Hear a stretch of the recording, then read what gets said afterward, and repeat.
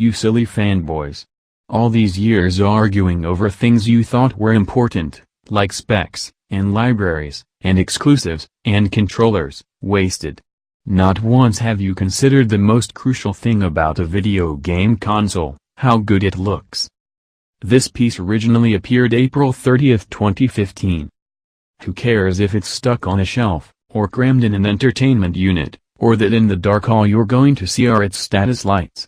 An ugly console is terrible console. What really matters is that you want to be able to welcome people into your home, and without even having to explain processing power or memory size have them think, phew, that looks like a tremendously powerful and/or exciting and/or fun piece of kit. Which is horribly superficial, yes, but this is an entirely superficial list, so let's just run with it.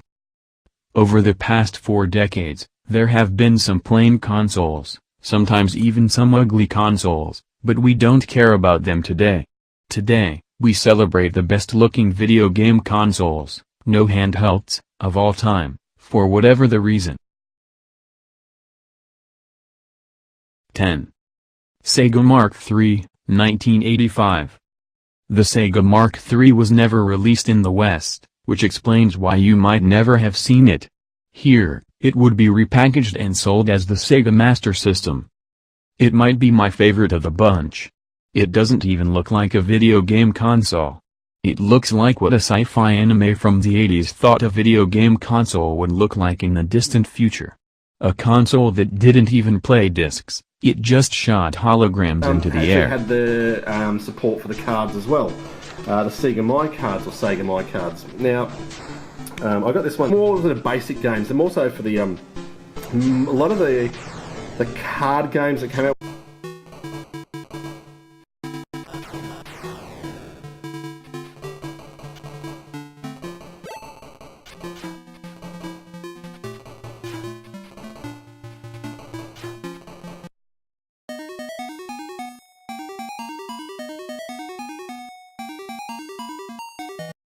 Nine.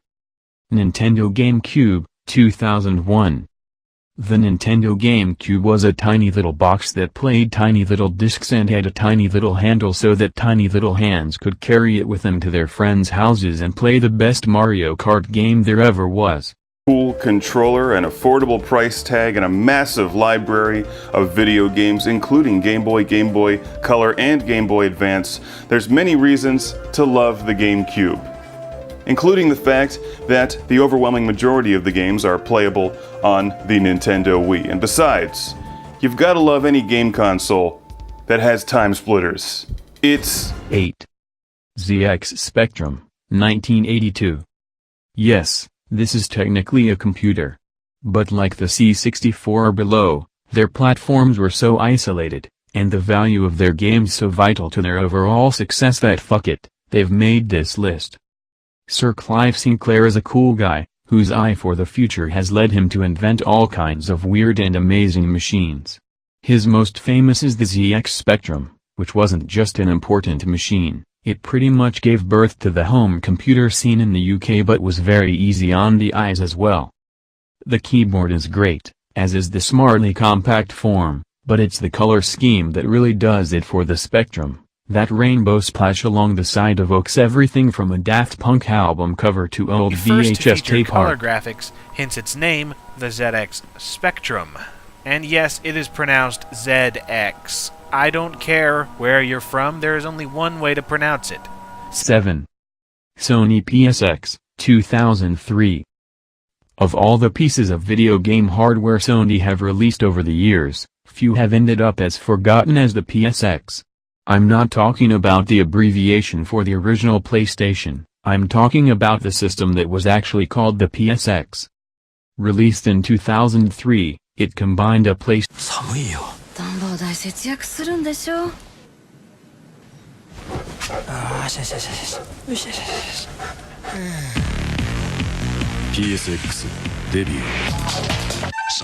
PlayStation 2 with a digital video recorder, cramming the whole thing inside a sleek, simple box that just screamed I am a big, important, adult video game machine.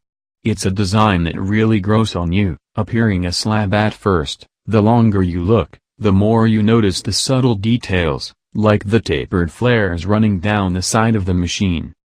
A multitude of versions, a high price, and the fact it never made it outside Japan doomed a PSX, and it was withdrawn from sale only 2 years after release. 6. Commodore SX64, 1984. The normal Commodore 64 looked pretty good.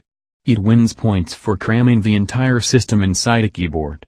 But I preferred the SX64, the world's first proper portable color computer system, because it looks so badass. If someone just sent you this image and didn't tell you what it was, you'd be forgiven for thinking it was some kind of Cold War targeting system for a laser nuclear artillery battery.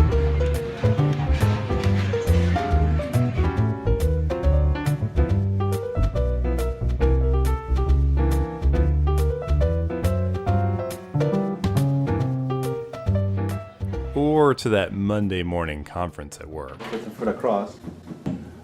Sorry, I'm late. Traffic.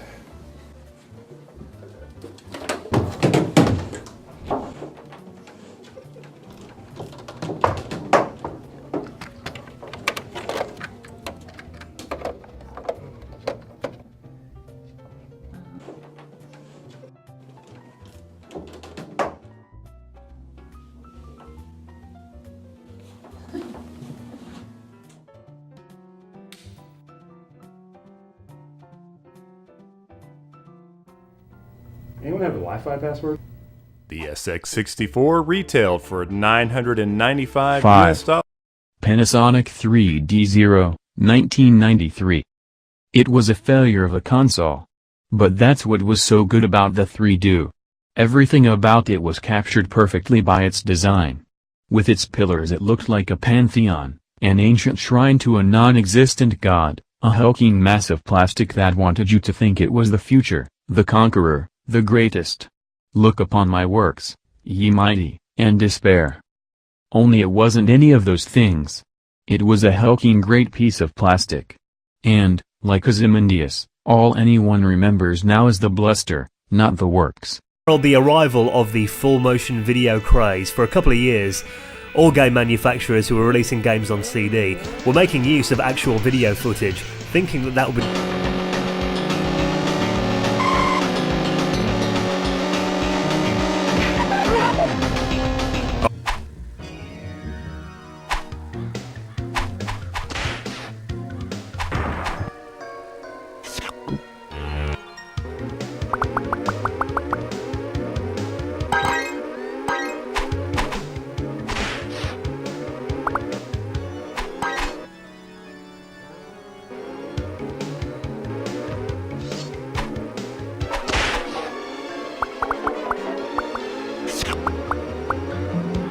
It's tail time. 4. Sega Dreamcast, 1998. If Sega had to go out, it was nice that they went out with this. The Dreamcast doesn't look like other video game consoles. It's not trying to look toy-like, or powerful, or expensive. It looks like fun. Like a light breeze on a summer's afternoon while you're playing in the park. Like an ice cream cake. Like the Tamagotchi's home planet.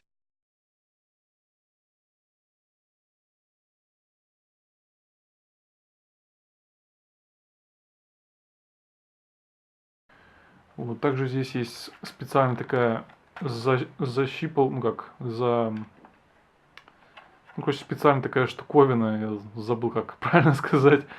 Вот, короче говоря, так как провод он идет сзади. 3. Atari 2600, 1977. The 2600 sums up the decade it was designed and manufactured in better than any other console here. The chunky toggles, the orange, the wood paneling. Oh, the wood paneling. It's a wonder it didn't ship with a gold ashtray hanging off the side of it.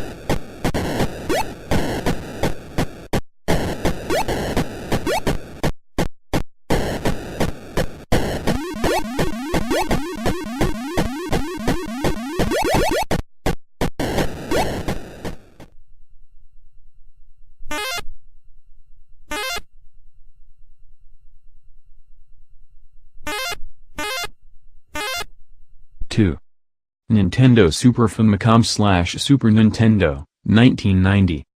I'm not a fan of the North American Super Nintendo. It's too utilitarian. The version released in Europe, Australia, and Japan, though, now that's a pretty video game console. I've always thought the SNES was a lot like the Mazda MX-5. Built in Japan a very long time ago, its restrained use of curves created a design that almost timeless, looking as Run good on today as it power. did at release. A classic color scheme. So you Those can play buttons the original didn't hurt front mission, either. although you can also pick this game up for your Nintendo DS, but it's cool to see the real thing. The Super 1. Fan Sony PlayStation 4. I wanted to include a more contemporary console on the list, but it was tough going. Like blockbuster console gaming itself, console design has become increasingly safe over the years. Everything tends to look as okay and inoffensive as possible. The days of Nintendo 64s and Originals boxes are over. I considered the PS2 Slim and the Wii, but ultimately went for the PS4. It looked pretty nondescript when first revealed, but the longer it sat on my shelf, the more I've grown to love it. With its angular design and all-black surface, some days it looks like a shark breaking the surface of the water, other days like I've got a model of the Tyrell Corporation offices sitting on my entertainment unit. The clickable touchpad, light bar, speaker, share, and options buttons. Borrowing from the PlayStation Vita, Sony outfitted the controller with a 2-touch capacitive touchpad that can be used in-game with certain titles. In Killzone Shadowfall, a simple flick upward on the touchpad launched my videos where applicable.